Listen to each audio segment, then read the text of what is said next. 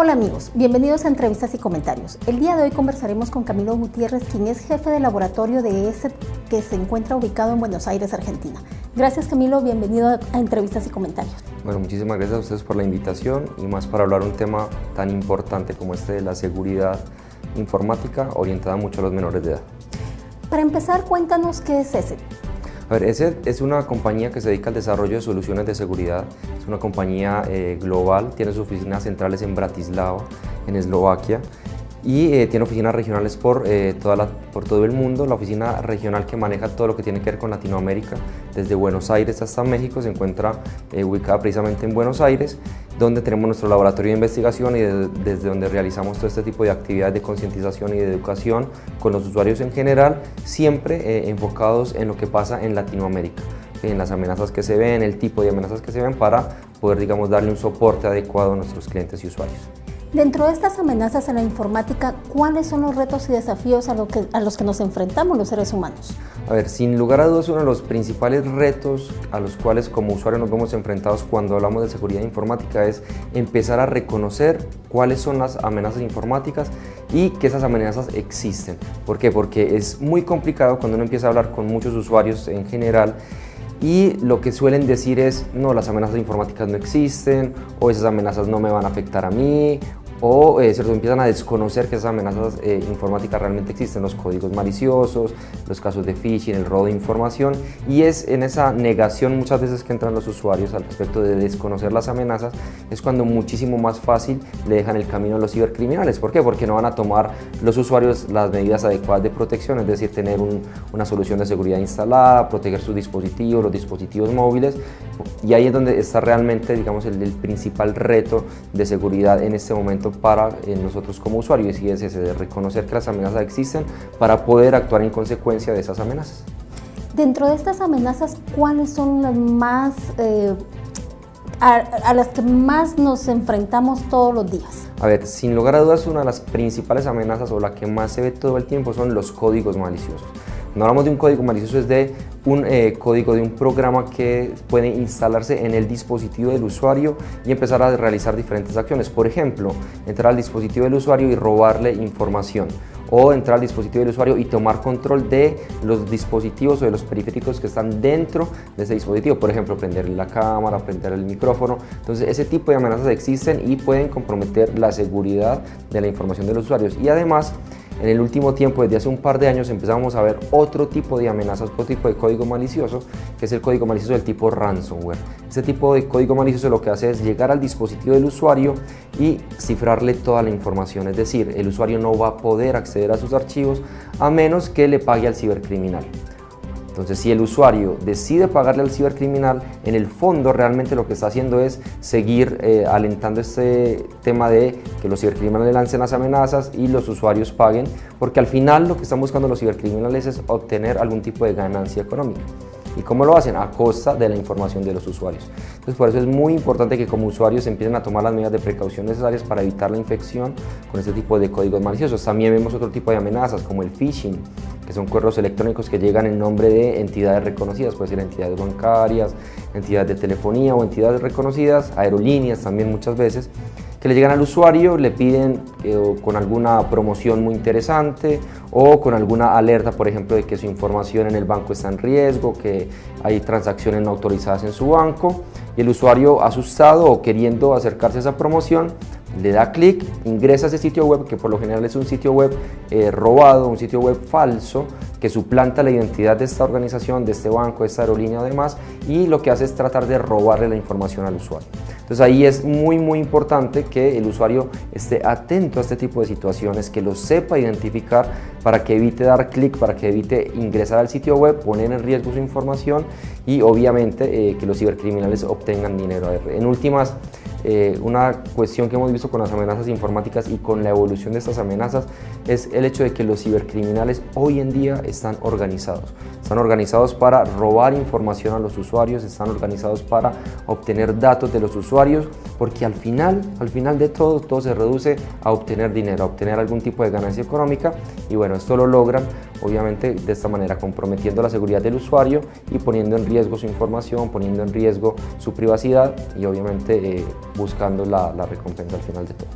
Como usuario, ¿cómo puedo detectar cuando me está llegando este tipo de información? A ver, hay una cuestión que es bastante importante en este tipo de correos electrónicos del tipo phishing, y es el remitente, o sea, desde dónde llega ese correo electrónico. Entonces, por ejemplo, si llega de un banco en particular, ese banco debería tener una dirección de correo electrónico, entonces es importante verificar si la dirección del remitente coincide o no con el supuesto remitente. O sea, si viene de una @Gmail o una @Hotmail, es sospechoso que una entidad financiera envíe un correo electrónico desde ese tipo de dominios. Esa es una primera señal de alerta, que también la deberíamos reforzar con el hecho de que es importante tener en cuenta, por ejemplo, ninguna entidad bancaria, ninguna entidad, digamos, que sea seria, le va a pedir al usuario que ingrese a un link desde un correo electrónico para cambiar sus datos. Ese tipo de cosas no pasan. Entonces siempre es mejor verificar. Si llega un correo electrónico del banco, si llega un correo electrónico de una aerolínea con una promoción extraordinaria que se quiere aprovechar, bueno, levantemos el teléfono, busquemos en internet. Eso no nos va a demorar más de 5 minutos y vamos a verificar si eso que estamos viendo es realmente cierto o se trata de un engaño. Y de esa manera pues vamos a poder mantener nuestra información a salvo. También es importante tener en cuenta esos enlaces que están dentro de esos correos electrónicos, si son realmente enlaces que dirigen a un sitio web original, a un sitio web legítimo, o si lo hacen a un sitio web robado. Entonces, por eso siempre lo más recomendable es, en lugar de hacer clic en un enlace dentro de un correo electrónico, ir directamente al navegador, la barra, y poner, no sé, www.mibanco.com y acceder directamente a la página del banco, en lugar de hacer clic en un enlace en el cual no sabemos a ciencia cierta a qué dirección nos está enviando. Que es ahí donde entonces se corre el riesgo de que al darle clic a esta información sospechosa, entonces sí estaríamos automáticamente dando la autorización para que nos roben nuestra información. Claro, así es como esto funciona. Exactamente, lo que estamos poniendo en ese momento es en riesgo el acceso a nuestra información, porque de ahí en adelante el ataque consiste en que el usuario ingrese su información, su correo electrónico, su contraseña, porque le va a pedir que ingrese esa información, o muchas veces cuando se trata de banco le pide información como su tarjeta de crédito, los 16 dígitos, el código de la fecha de caducidad, el código de seguridad. Entonces toda esta información que el usuario debería detenerse por un momento, o sea, porque muchas veces uno de los riesgos es lo que hablamos ahora, que los usuarios no consideran que pueden ser afectados por este tipo de amenazas, entonces no lo tienen, digamos, en su radar, y simplemente cuando acceden a este tipo de sitios le dan siguiente, sin pensar mucho lo que están haciendo, lo que están ingresando. Y bueno, si como usuarios somos conscientes que esa es una forma en la cual los cibercriminales tratan de robarte tu información, entonces si nos vemos a eso deberíamos decir, momento, esto está extraño, no deberíamos seguir adelante, y obviamente de esa manera conservamos la seguridad de nuestra información. Dentro de las tendencias tecnológicas y que todos los días esto está avanzando, también hay otro tema. El grooming, está también los virus, lo que tú ya mencionabas, pero también hay otra situación que como madre de familia sí me preocupa, y es cómo nuestros hijos se están enfrentando a toda esta información, porque lo que hablábamos anteriormente va muy enfocado pues ya a las personas mayores, pero cómo nuestros hijos también están siendo vulnerables a estos ataques. Sí, a ver, ahí mencionas algo que es muy importante, y que es lo que debemos empezar a tener en cuenta, porque claro, estas amenazas las vemos todo el tiempo. Digamos que nosotros como usuarios de internet, usuarios de la tecnología, de alguna manera vamos conociendo o deberíamos ir conociendo, pero cuando ya hablamos de otro tipo de amenazas como el grooming, por ejemplo, van directamente a afectar la integridad de los menores, la integridad de los niños, de las niñas. Entonces el tema se vuelve muchísimo más delicado. Entonces ahí en ese caso, lo principal que debemos tener en cuenta es que, por ejemplo, el grooming es cuando una persona mayor se hace pasar por un menor para ganarse la confianza de ese chico o de esa chica. Entonces empiezan a intercambiar información, empiezan a intercambiar fotografías, esa persona mayor haciéndose pasar por otro menor de edad le empieza a pedir que le mande fotos, que le mande videos, y el niño, obviamente, ese niño o esa niña, confiando en esa persona porque no sabe quién es, simplemente alguien que le habla bien, que es agradable con él, con ella, entonces le empieza a mandar fotografías, le empieza a mandar información, y en un momento esa persona, ese adulto, tiene tanta información de ese niño,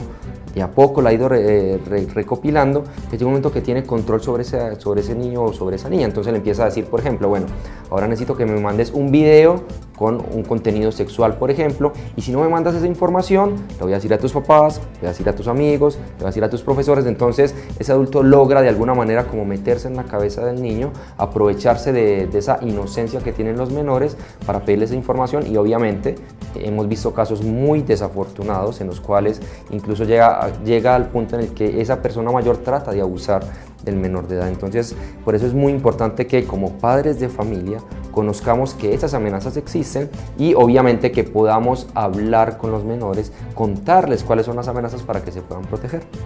Porque el tema no sería restringirles el acceso, sino que sería darles toda esta información de cómo usar responsablemente las redes sociales, por ejemplo, y no aceptar a aquellas personas que no conocemos. Claro, totalmente, porque, a ver, la tecnología está entre nosotros, y decir que le vamos a restringir a un menor de edad, a una niña, a un niño, el acceso a Internet es algo loco, es algo impensable, porque pensemos que para los niños ellos nacieron con la tecnología, desde siempre la han tenido con ellos, entonces para ellos es natural entrar a Internet, compartir fotos, conectarse con personas de otro lado, hablar con personas en redes sociales. Para ellos eso es algo natural, y la tecnología la tienen incorporada, la saben manejar mejor que cualquier otra persona, pero siguen siendo niños, todavía tienen esa inocencia y no saben discernir de que puede haber maldad detrás de un contacto de una persona, que puede haber algún tipo de intención maliciosa, y eso es lo que las personas mayores les debemos hacer ver, que hay riesgos, y que como hay riesgos deben actuar con cuidado, no restringiéndoles el acceso, no impidiéndoles que manejen la tecnología, pero sí haciéndoles ver que hay riesgos y que deberían cuidarse. Entonces, cuestiones como las que mencionabas, bueno, si aceptas a alguien en una red social que no has visto nunca en tu vida, pues no les compartas información, no les compartas fotografías, por más de que esa otra persona también te envíe datos, también te envíe fotos, no sabemos a ciencia cierta quién está al otro lado. Entonces, en ese caso, tampoco es decir, bueno, no compartas, no te conectes con nadie en internet, en redes sociales, pero si es ese tipo de personas, bueno, hay que tener muchísimo más cuidado y no deberías compartir fotografías, ni videos, ni información sensible. Entonces, son ese tipo de cosas las que hay que hacerles ver a los menores, porque como hablábamos, para ellos es natural el uso de la tecnología, y hay que hacerles ver que hay riesgos, que hay personas malintencionadas que pueden aprovecharse de ellos y que obviamente pueden llegar a poner en riesgo su integridad, su privacidad y muchas cosas que les podrían hacer daño. Y con tantos dispositivos de seguridad que tiene, por ejemplo, Facebook,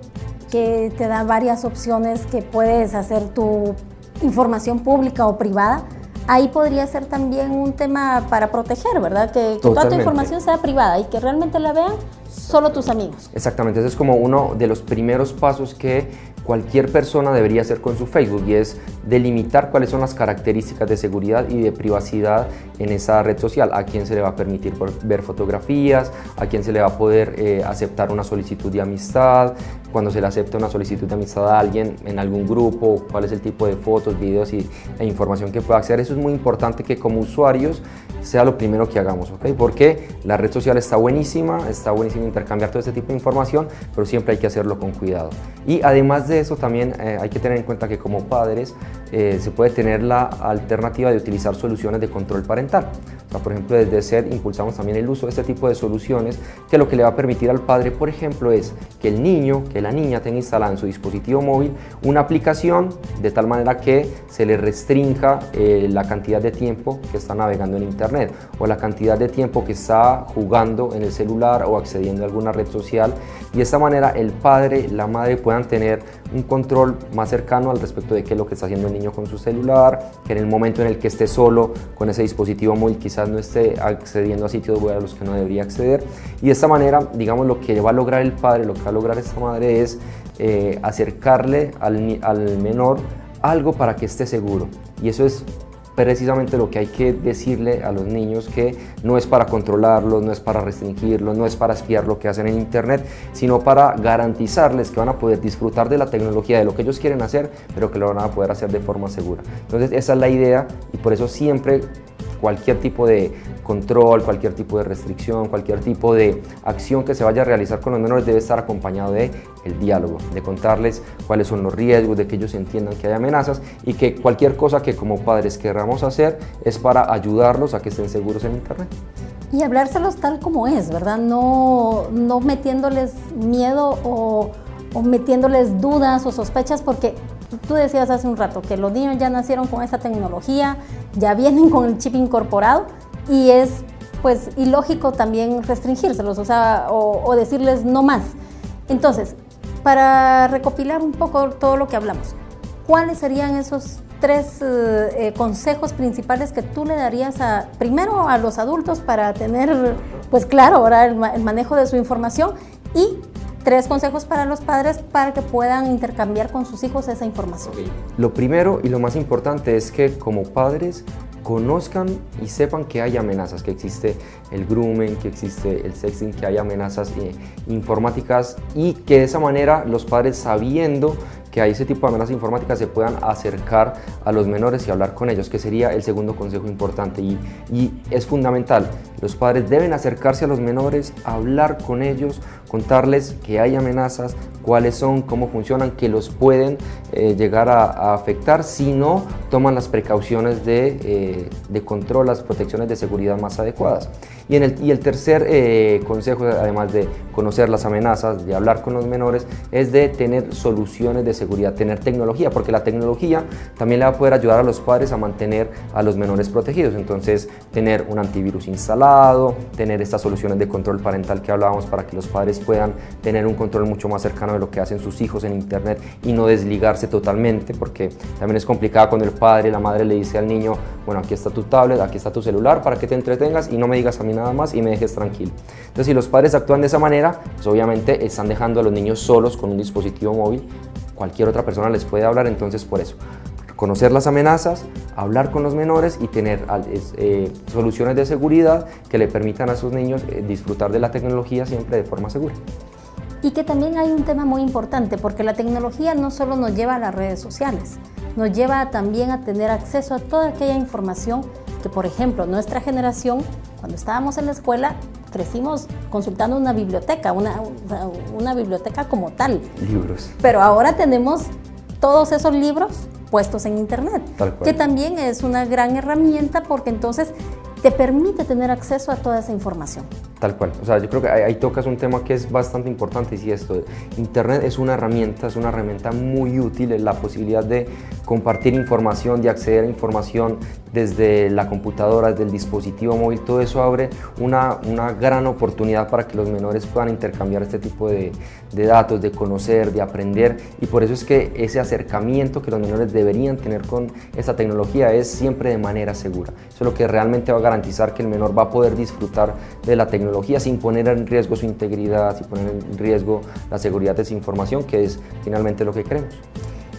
¿Ustedes tienen en ESET alguna plataforma donde las personas puedan obtener más información, toda esa información que ustedes brindan, para que cualquiera que tenga duda